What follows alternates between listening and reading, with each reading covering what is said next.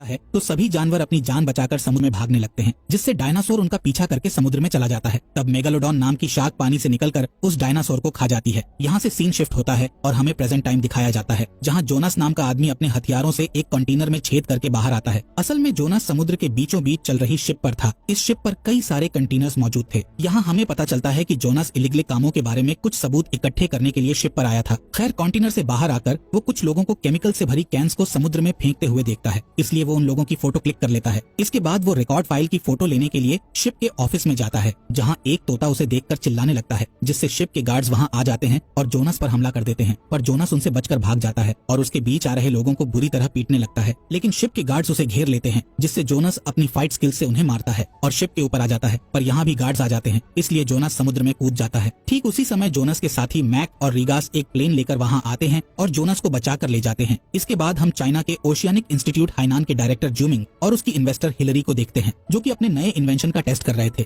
असल में जूमिंग की टीम ने एक स्पेशल सूट बनाया था, जो कि इंसान में लड़ने की ताकत बढ़ाता है और इस सूट को पहनकर आसानी से समुद्र की गहराई वाले मिशंस किए जा सकते हैं। यहाँ जूमिंग उस सूट को पहनकर बड़ी आसानी से पत्थर को तोड़ देता है। इसी दौरान जूमिंग की भतीजी मेइंग वहाँ आती है और अपने अंकल को आज रात होने वाली पार्टी के बारे में याद दिलाती है। असल में ये पार्टी उनकी कंपनी के 10 साल पूरे होने पर रखी गई थी। इस पार्टी में हम जोनास को भी देखते हैं, जो कि जूमिंग के दोस्त का भाई है। साथ ही हमें पता चलता है कि जोनास ने मेइंग को गोद लिया होता है। यहाँ जूमिंग स्टेज पर आकर अपने इन्वेंशंस के बारे में बताता है। साथ ही वो अपने इंस्टीट्यूट के पूल में रहने वाली मेगालोडॉन शार्क दिखाता है, जिसका नाम उसने हाइकी रखा था। दरअसल जब हाइकी छोटी थी तब उसकी टीम ने उसे समुद्र की 20,000 फीट की गहराई से पकड़ा था। जूमिंग बताता है कि हमारे इंस्टीट्यूट ने हाइकी से बहुत कुछ सीखा है और उसकी मदद से ऐसी टेक्नोलॉजी बनाई जिससे वो समुद्र की गहराई तक जा सकेंगे। अगले दिन मेइंग जोनास के साथ समुद्र के मिशन में चलने का कहती है, जिस पर जोनास उसे मना करता है क्योंकि वो अभी छोटी है और समुद्र में खतरा होता है। इसी दौरान रिगास वहाँ आती है और जोनास को बताती है कि जूमिंग हाइकी के पूल में गया है। ये सुनकर वो जूमिंग को देखने के लिए भागते हैं। जोनास जूमिंग से कहता है कि उसे हाइकी से खतरा हो सकता है, लेकिन जूमिंग को विश्वास था कि सब कुछ उसके कंट्रोल में होगा। इसके बाद जूमिंग हाइकी का ध्यान अपनी ओर खींचता है, जिससे हाइकी उसके पास आ जाती है और उसके चारों ओर तैरकर अचानक से उस पर हमला कर देती है। यहाँ बाहर जोनास और उसके साथियों को जूमिंग कहीं भी नजर नहीं आ रहा था, जिससे उन्हें लगता है कि हाइकी ने उसे खा लिया है। पर तभी वो पूल से बाहर आता है और बताता है कि शार्क के हमला करने के पहले ही वो पूल से बाहर निकल आया था। यहाँ जोनास और जूमिंग बात करते हैं कि इस वीक से हाइकी काफी अजीब बिहेव कर रही है। कुछ समय के बाद जूमिंग और उसका ग्रुप एक मरीन रिसर्च सेंटर में जाते हैं, जिसे माना वन नाम से जाना जाता है, और इस सेंटर को वो अपने बेस के रूप में यूज करते थे। इसी रात हाइकी पूल की दीवार को तोड़ देती है और वहाँ से भाग जाती है। अगले दिन जूमिंग और उसकी टीम 2 सबमरीन लेकर समुद्र के मिशन को करने जाते हैं, जिसमें पहली सबमरीन में जोनास, रिगास और सैल होते हैं और दूसरी में जूमिंग, लांस और कर्टिस थे। वहीं मैक, जेस और डीजे रेडार पर नजर रखने के लिए बेस में रुकते हैं। जब सबमरीन गहराई में जाती है तब उन्हें सीसीटीवी पर कुछ हलचल दिखाई देती है। तब उन्हें पता चलता है कि सबमरीन के अंदर मेइंग है, जो कि चुपके से अंदर घुस आई थी। जोनास मेइंग को वहाँ देखकर मिशन कैंसिल करने का कहता है। जिस दौरान वो रेडार पर देखते हैं कि एक मेगालोडॉन शार्क उनकी ओर आ रही है, तभी उनके कंप्यूटर हाइकी के ट्रैकर से कनेक्ट हो जाते हैं, जिससे सब समझ जाते हैं कि जो मेगालोडॉन उनके पास आ रही है वो कोई और नहीं बल्कि हाइकी है। हाइकी उन पर अटैक कर पाती इससे पहले वो समुद्र की थर्मोक्लाइन लेयर के अंदर आ जाते हैं। तब उन्हें वहाँ एक और मेगालोडॉन दिखाई देती है, जिसे देखकर सभी शॉक हो जाते हैं, क्योंकि ये शार्क हाइकी के साइज से कई गुना ज्यादा बड़ी थी। अब जूमिंग सबको और भी गहराई में ले जाता है। तब ऊपर देखने पर उन्हें हाइकी किसी मेल मेगालोडॉन के साथ दिखाई देती है। इससे उन्हें पता चलता है कि ये समय मेगालोडॉन के मिलन का है और इसी वजह से हाइकी अजीब बिहेव कर रही थी। इसी दौरान उन्हें पानी के नीचे एक सीक्रेट स्टेशन दिखाई देता है। साथ ही उन्हें वहाँ एक सबमरीन भी मिलती है, जिसमें मॉन्टेस नाम का आदमी बैठा था, जो कि इलीगल माइनिंग ऑपरेशन को लीड कर रहा था। असल में मॉन्टेस हेवी मिनरल्स की चोरी करने आया था, इसलिए उसके लोग चट्टानों में बॉम्ब लगा रहे थे। खैर, मॉन्टेस यहाँ जूमिंग की सबमरीन्स को देख लेता है, इसलिए वो उनसे बचने के लिए चट्टान पर लगे बॉम्ब ब्लास्ट कर देता है, जिससे उसके सभी लोग मारे जाते हैं, लेकिन वो किसी तरह वहाँ से भाग जाता है। दूसरी तरफ इस ब्लास्ट से जूमिंग की दोनों सबमरीन्स के ऊपर एक चट्टान गिर जाती है, जिससे उनका बेस से कांटेक्ट टूट जाता है। इधर मैक जेस से कहता है कि हम अपनी सबमरीन से टीम को रेस्क्यू करने जाएंगे, पर जब जेस सबमरीन के पास जाती है तो उसे पता चलता है कि किसी ने सबमरीन में तोड़फोड़ करके उसे खराब कर दिया है। मैक को लगता है कि उनकी टीम का कोई मेंबर उन्हें धोखा दे रहा है। इधर सैल किसी तरह अपने बेस से कांटेक्ट करती है, जिससे जोनास और मैक दोनों आपस में बात कर पाते हैं। जोनास को मैक से पता चलता है कि उनकी रेस्क्यू सबमरीन खराब हो गई है, इसलिए जोनास स्पेशल सूट पहनकर समुद्र में बने स्टेशन में जाने का फैसला करता है। अब क्योंकि इस सूट में सिर्फ 2 घंटे की ऑक्सीजन थी, इसलिए उन्हें जल्दी से स्टेशन तक पहुंचना होगा। खैर, अब सभी लोग सबमरीन से बाहर आकर चलना शुरू करते हैं। तब जोनास को जूमिंग और बाकी के लोग भी मिल जाते हैं। ये जगह काफी सुंदर थी क्योंकि यहाँ चमकने वाले पौधे थे। जब लांस उन पौधों को करीब से देखता है तब अचानक से एक क्रीचर वहाँ आ जाता है, जिसे वो लोग डराकर भगा देते हैं। इसके बाद वो सभी आगे बढ़ते हैं। तब उन्हें अंधेरे में कुछ हलचल नजर आती है और जब वो पीछे मुड़ते हैं तो एक खतरनाक क्रीचर लांस को लेकर भाग चुका था, जिससे सभी लोग बुरी तरह डर जाते हैं और जल्दी से स्टेशन की ओर जाने लगते हैं। इस बीच मैक, डीजे और जेस को सीसीटीवी फुटेज और सभी एम्प्लॉयज के बारे में जानकारी निकालने का कहता है, ताकि उन्हें पता चल सके कि उनकी टीम में कौन धोखेबाज है। इधर मॉन्टेस हिलरी से कांटेक्ट करता है, जिससे पता चलता है कि वो हिलरी के लिए काम कर रहा है। हिलरी उससे ज्यूमिंग और उसकी टीम को मारने के लिए कहती है, क्योंकि उन लोगों को उसकी सच्चाई का पता चल चुका था। दूसरी तरफ सैल को देखते हैं, जो कि बहुत घबराई हुई थी, जिसके कारण उसकी ऑक्सीजन लेवल जल्दी घट रही थी। तभी मगरमच्छ की तरह दिखने वाले क्रीचर्स का ग्रुप उन पर हमला कर देता है, जिससे सभी लोग उनसे बचने की कोशिश करते हैं, जिस दौरान कर्टिस का हेलमेट डैमेज हो जाता है। वहीं जूमिंग देखता है कि मेयिंग खतरे में है, इसलिए वो एक फ्लेयर जलाकर उन जानवरों को डराकर भगा देता है। थोड़ी दूर जाने के बाद सभी मॉन्टेस वाले स्टेशन पर पहुंच जाते हैं, जहां 2 मेगालोडॉन शार्क आ जाती हैं और उन पर हमला कर देती हैं, पर किसी तरह वो लोग उनसे बचकर स्टेशन के अंदर जाने लगते हैं। इस बीच सैल ठीक से सांस नहीं ले पाती है और वहीं पर गिर जाती है, जिससे शार्क उसे अपना शिकार बना लेती है। तब बचे हुए लोग स्टेशन में जाकर गेट बंद कर लेते हैं, जिससे शार्क उनका पीछा छोड़ देती है। पर कर्टिस के हेलमेट के डैमेज होने से उसके सूट में प्रेशर बनने लगता है, जिससे उसकी मौत हो जाती है। अब सिर्फ जोनस, मेयिंग, जूमिंग और रिगास ही बचे थे। वो चारों अपने सूट को निकालते हैं और स्टेशन की जांच करते हैं। तब मेयिंग कंट्रोल रूम में जाकर मैक्स से कांटेक्ट करने की कोशिश करती है। यहाँ उन्हें मॉन्टेस के चोरी किए मिनरल्स मिलते हैं, जिस पर जूमिंग कहता है कि इन मिनरल्स का उपयोग एरोस्पेस में किया जाता है और इनकी कीमत बहुत ज्यादा होती है। इसी दौरान मेयिंग जेस से कांटेक्ट कर लेती है। जेस अपने रेडर से चेक करके उन्हें बताती है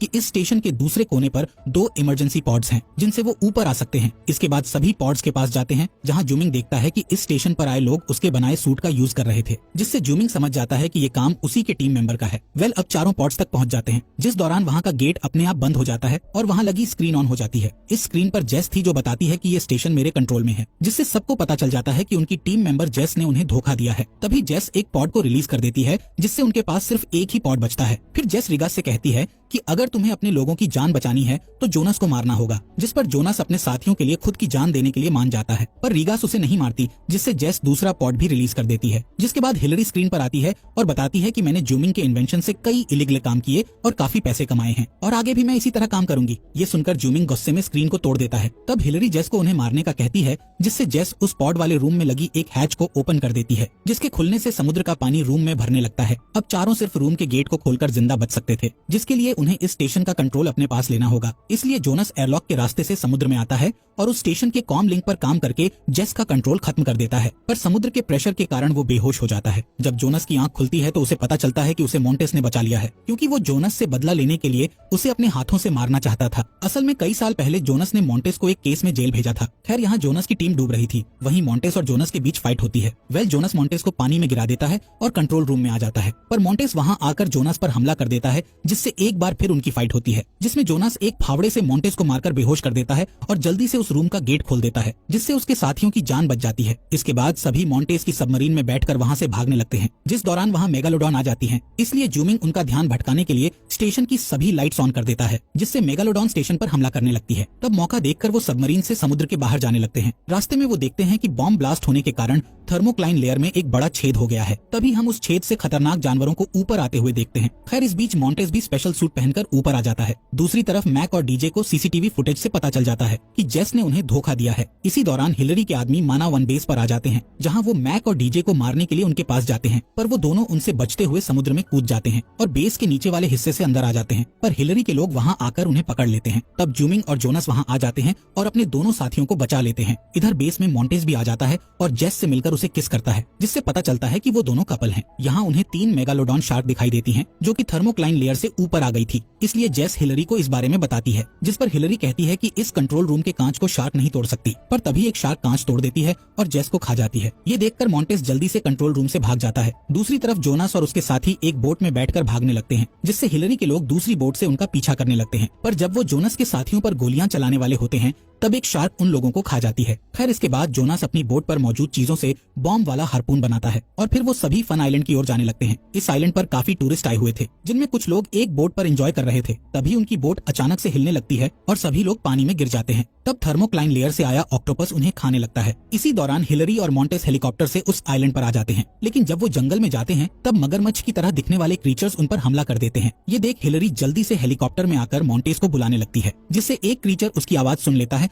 और वहाँ आकर हिलरी को पकड़कर ले जाता है। इस बीच जोनस और उसके साथी आइलैंड पर मौजूद लोगों को वार्न करते हैं कि यहाँ शार्क का हमला होने वाला है, जिससे सभी लोग घबराकर भागने लगते हैं। तभी शार्क वहाँ आ जाती है और लोगों को खाने लगती है। यहाँ जोनास मेयिंग को छिपने का कहकर अपने लोगों के साथ हार्पून हार्पून्स ढूंढने के लिए चला जाता है। वहीं डीजे और रिगास एक शेड में जाकर छुप जाते हैं, जहां वो देखते हैं कि क्रीचर्स हिलरी के लोगों को खा रहे हैं। इधर जोनस को एक जेट स्की मिलती है, तब वो अपने साथियों के हार्पून्स लेकर उस जेट स्की से समुद्र में जाने लगता है ताकि वो शार्क्स को मार सके। दूसरी तरफ मैक और जूमिंग एक वेयरहाउस में जाते हैं और बॉम्ब बनाने के लिए नाइट्रेट ढूंढते हैं, जिस दौरान हिलरी के लोग क्रीचर्स से बचते हुए वहां आ जाते हैं, जहां वो मैक और जूमिंग पर गन पॉइंट कर देते हैं। वहीं जोनास शार्क से बचते हुए पानी में गिर जाता है, इसलिए वो तेजी से तैरकर जेट स्की पर वापस आ जाता है। जब शार्क उसे खाने के लिए आती है, तभी जोनास जेट स्की लेकर भाग जाता है। इस बीच रिगास और डीजे क्रीचर से बेचते हुए वेयरहाउस में आ जाते हैं, जहां उन्हें भी कैदी बना लिया जाता है। यहाँ जूमिंग उन लोगों को बातों में भटकाने लगता है और डीजे को एक बटन की ओर धक्का दे देता है, जिससे वेयरहाउस का गेट खुल जाता है और क्रीचर अंदर आकर हिलरी के लोगों को खाने लगते हैं। तब जूमिंग के साथी नाइट्रेट का बैग लेकर बाहर आ जाते हैं। इसके बाद डीजे और रिगास एक फोन से इमरजेंसी टीम को कॉल करके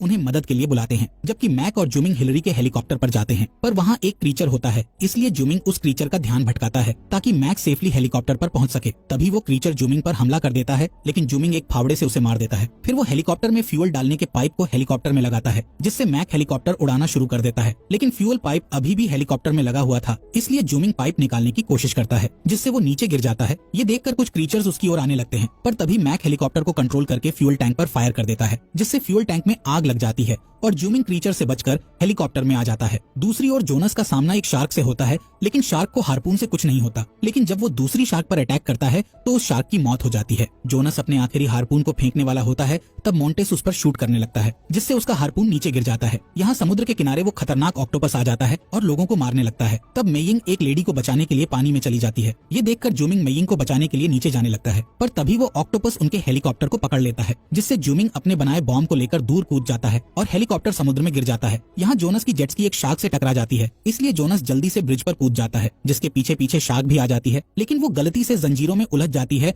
और जोनस ब्रिज के नीचे आ जाता है। इसी दौरान मोंटेस ब्रिज पर आकर गोलियां चलाने लगता है। तब जोनस एक लकड़ी के टुकड़े से उसके पैर पर वार करता है, जिससे उसका खून बहने लगता है। तब शार्क खून की स्मेल से वहाँ आ जाती है। ये देख जोनस मोंटेस को पानी में गिरा देता है, जिससे शार्क उसे खा जाती है। यहाँ ऑक्टोपस जूमिंग को पकड़कर अंदर खींच लेता है, जिससे जूमिंग उस पर बॉम्ब लगा देता है। बॉम्ब के ब्लास्ट होने पर जूमिंग भागने लगता है, पर ऑक्टोपस उसे दोबारा पकड़ लेता है, जिस दौरान वहाँ हाइकी आ जाती है और उस ऑक्टोपस को मारकर जूमिंग की जान बचा लेती है। इसके बाद जूमिंग हेलीकॉप्टर में फंसे मैक को बचाने जाता है। तब जोनस एक शार्क को उनकी ओर जाता हुआ देखता है, इसलिए वो हेलीकॉप्टर के रोटर से पानी में वाइब्रेशंस करके शार्क को अपने पास बुलाता है। जैसे ही शार्क उसके पास आती है, तब जोनस उस पर रोटर से अटैक करके उसे मार डालता है। अब सभी बचे हुए लोग किनारे पर आ जाते हैं, पर जब जोनस, मैक और जूमिंग किनारे पर जा रहे होते हैं, तब हाइकी उनके पास आती है। इसलिए जूमिंग पानी के अंदर जाकर अपने डिवाइस से हाइकी को मैसेज भेजता है कि वो यहाँ से दूर चली जाए। ये सुनकर हाइकी वहाँ से चली जाती है और वो तीनों किनारे पर आ जाते हैं। इसके बाद कोस्ट गार्ड के हेलीकॉप्टर उन्हें बचाने के लिए आइलैंड